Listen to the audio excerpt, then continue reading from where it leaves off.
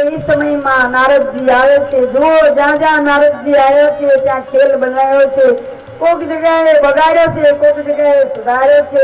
નારદજી આયા, બે બાળકોને જોયા। મધુવનમાં ભગવાન તપ કરતા હતા શિવજીની પાસે। જો શિવજી કાયમ કૈલાસમાં તપ કરે, અને જ્યારે બાળકોને ઉત્પત્તિ કરવી હતી, વરદાન આપવા હતા, ત્યારે ભગવાન મધુવનમાં ગયા।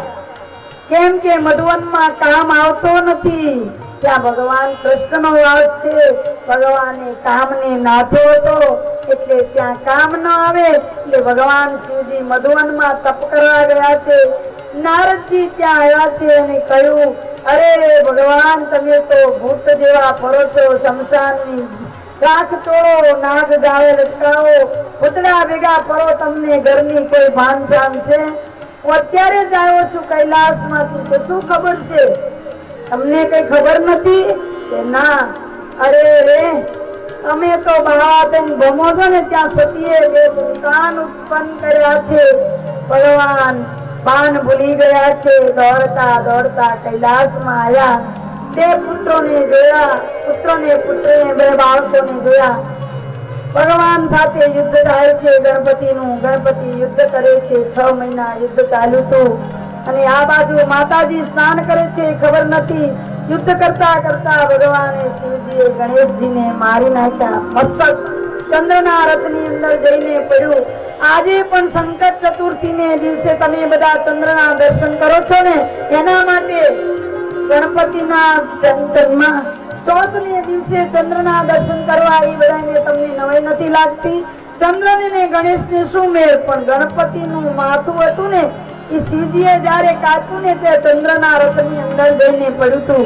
એટલે તમારે ગણપતિની ચંદ્રના દર્શન કરો, એટલે ગણપતિના મુખના દર્શન થયા ગણાય, એટલે ચંદ્રમુખ કહેવાય। ચંદ્રમુખ ચંદ્રના રથની અંદર જઈને માથું પડ્યું। આ બાજુ પુત્રી હતી નાની બાળકી, મીઠાની કોટડીમાં જઈને સંતાઈ ગઈ। પાર્વતી માતાને ખબર પડી, માં બહાર આવ્યા છે। દીકરી ધ્રુજતી હતી, આટલો મોટો અપરાધ થઈ ગયો। શિવજીએ, તારા પિતાજીએ તારા ભાઈને મારી નાખ્યો, છતાં અમને કાંઈ કહેતી નથી।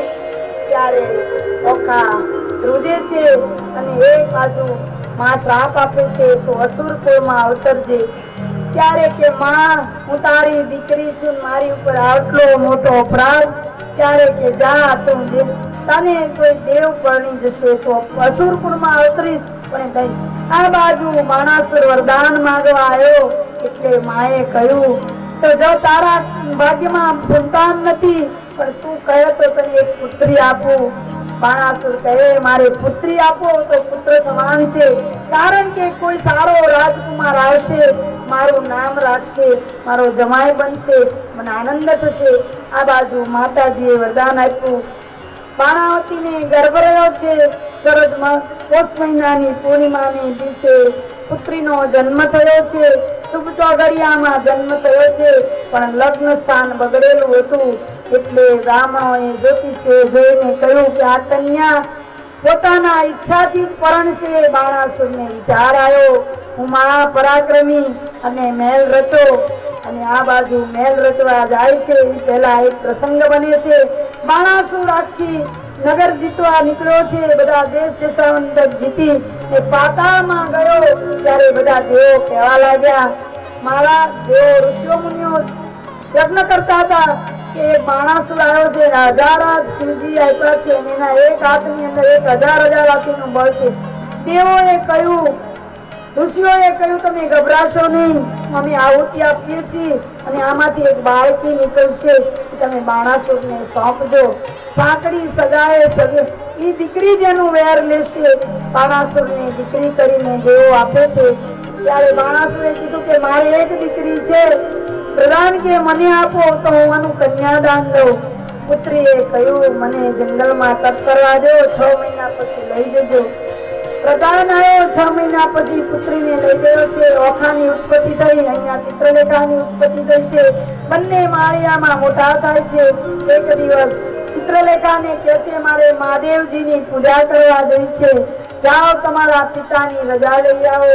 બાણાસુર ના પાડે છે કે ઘરે આવે ને મહાદેવજી તો પૂજીને પગે લાગવાનું, બાકી મંદિર જવાનું નહીં. ઓખા કે છે મારે તો મન ભગવાનને પગે લાગવા જવું છે. ચિત્રલેખા કે હું તો અંતરિક્ષમાંથી હું તને લઈ મોકલું છું, તું જા. પૂજાનો તાળ લઈ રાતનો પ્રહર હતો. ઓખા પૂજા કરવા આવે છે. ભગવાન શિવ ને પાર્વતી વાતો કરે છે. આજે ભગવાનને કામ ઉત્પન્ન થયો.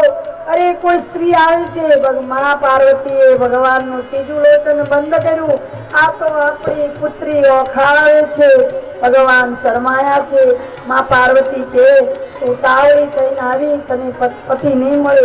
અરે માં, તું તારી પાસે આશીર્વાદ લેવા આવીને કોઈ શ્રાપ આપ્યો. ત્યારે પાર્વતી માએ કહ્યું જા તું પરણીશ, પણ તારે 3 વખત પરણવું પડશે. માં, કોઈ સ્ત્રી 3 વાર પરણી ત્યારે તું પરણજે. 3 વાર એક જ પુરુષ સાથે. આ બાજુ